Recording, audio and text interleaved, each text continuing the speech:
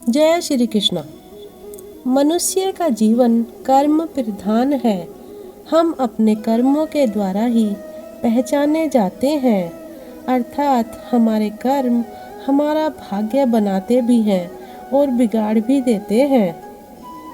यदि मनुष्य बुरे कर्म करता है तो उसे बुरा फल मिलता है। इसी तरह अच्छे कर्म द्वारा अच्छा फल प्राप्त होता है। न सिर्फ इस जन्म में बल्कि हमारे सभी सुख और दुख की प्राप्ति और अनुभव हमारे पूर्व जन्मों में किए गए कर्मों का परिणाम होता है। हमारे कर्मों का प्रारंभ हमारे विचारों से होता है। जिस प्रकार के विचार हमारे मन में उत्पन्न होने लगते हैं, हम उसी प्रकार के कर्म करने लगते हैं। बुरे कर्म करके अच्छे भाग्य की कल्पना भी बेकार है। यदि हमारे कर्म अच्छे हैं तो हमारा भाग्य भी सुंदर होगा। जैसी जिसकी सोच वैसे उसके कर्म, जैसे जिसके कर्म वैसे उसके फल। सब कर्मों का खेल है, जो किया वो वापस आएगा। आज जो तुझे रुला रहा है, कल वो उसे भी रुलाएगा। अच्छा करो या बुरा, जो जाता है वही वापस लौटकर आता है। अच्छे परिणाम प्राप्त करने के लिए पहले एक पवित्र उद्देश्य निर्धारित किया जाता है और फिर उसकी सिद्धि के लिए अच्छे कर्म किए जाते हैं। हमारे विचार उद्देश्यों की ओर ले जाते हैं। उद्देश्य कार्रवाई में आगे बढ़ते हैं। क्रियाएं आदतें बनाती हैं, आदतें चरित्र तय करती हैं और चरित्र हमारे भाग्य को तय करता है।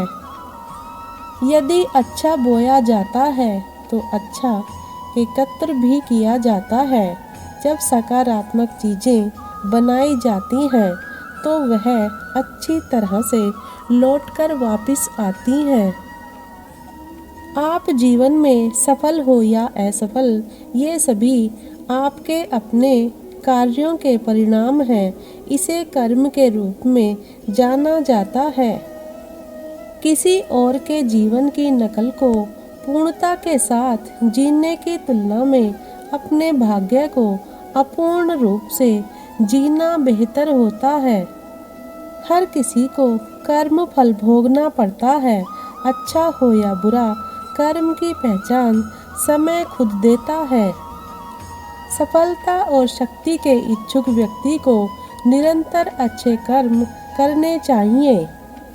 जिंदगी मौके बहुत देती है, बस हमें चाहिए कि हम प्रतिक्रिया नहीं बल्कि क्रिया करें। डरो मत, क्योंकि हर क्रिया के विपरीत और समान प्रतिक्रिया होती है। एक व्यक्ति जो अच्छे कर्म करता है उसे हमेशा उच्च सम्मान में रखा जाता है। जीवन में चीज़ें हमारे पिछले जन्मों से तय होती हैं। मनुष्य जब असाधारण कार्य दिखाता है वह यश का कारण बन जाता है। संयोग से, भाग्य से कुछ नहीं होता। आप अपने कार्यों से अपना भाग्य स्वयं बनाते हैं और यही कर्म होता है। कोई भी मनुष्य जो अच्छा काम करता है उसका कभी भी बुरा अंत नहीं होगा, यहाँ या आने वाली दुनिया में। बिना किसी लाभ की आशा के कर्म को निर्विकार भाव से करना चाहिए, क्योंकि शीघ्र ही फल अवश्य ही प्राप्त होता है।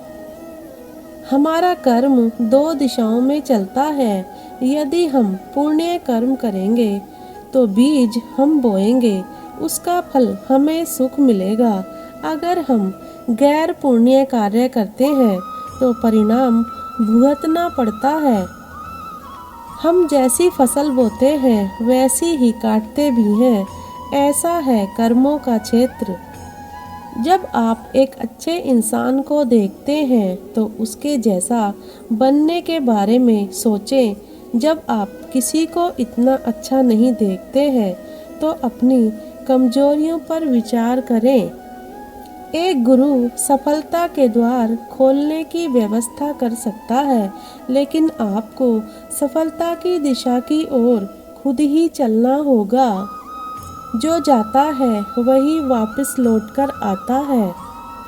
ईर्ष्या करने वाले दूसरों के लिए तकलीफ देह होते हैं, लेकिन खुद को भी पीड़ा देते हैं।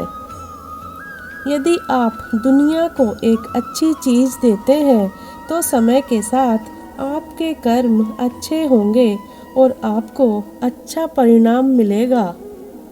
जो व्यक्ति मूल रूप से स्वभाव से दुष्ट है वह हमेशा पुण्य कर्मों से विमुख रहेगा। वह हमेशा बुरे कर्मों में लगा रहता है। कर्म का एक प्राकृतिक नियम है कि प्रतिशोधी लोग जो दूसरों को चोट पहुंचाने के लिए अपने रास्ते से हट जाते हैं, अंत में टूटकर अकेले हो जाएंगे।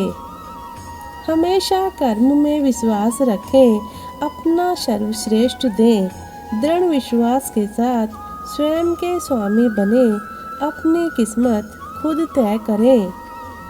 कर्म का समय होता है, आपको हमेशा नज़र रखनी होगी। कर्म क्षमाशील है और हमेशा प्रतिफल मिलता है। हिंदू धर्म के 3 अनिवार्य तत्व हैं: ईश्वर में विश्वास, वेदों में रहस्य उद्घाटन और कर्म और स्थानांतरण के सिद्धांत।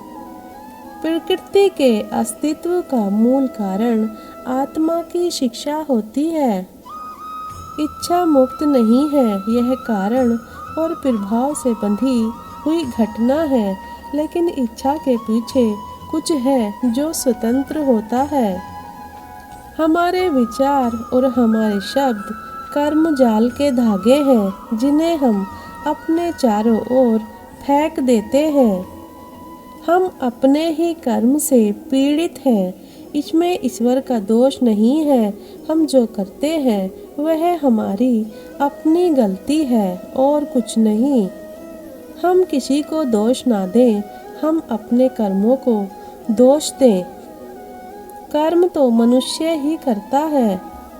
प्रत्येक व्यक्ति के जीवन में एक मिशन होता है जो उसके सभी अनंत अतीत कर्मों का परिणाम होता है। मित्र हो या शत्रु, वे सभी उसके हाथों में साधन हैं जो हमें सुख या दुख के माध्यम से अपने कर्मों को पूरा करने में मदद करते हैं। ऐसे में माँ सबका भला करे। मृत्यु भी हमारे अच्छे कर्मों को मिटा नहीं सकती।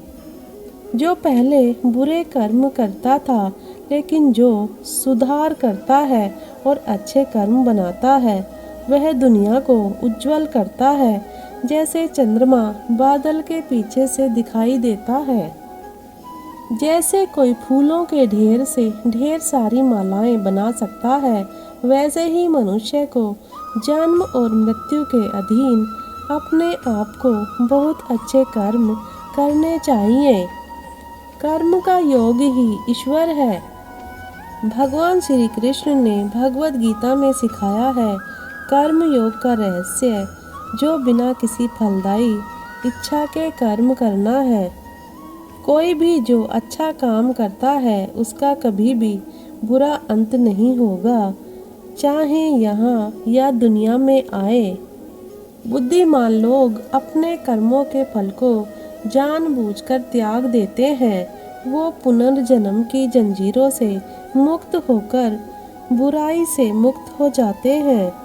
हे अर्जुन, जो मन के द्वारा इंद्रियों पर लगाम लगाता है और इसके बजाय कर्म योग बिना किसी आसक्ति के निष्पादित करता है, वह श्रेष्ठ होता है। वीडियो को अंत तक देखने के लिए धन्यवाद। जय श्री कृष्ण।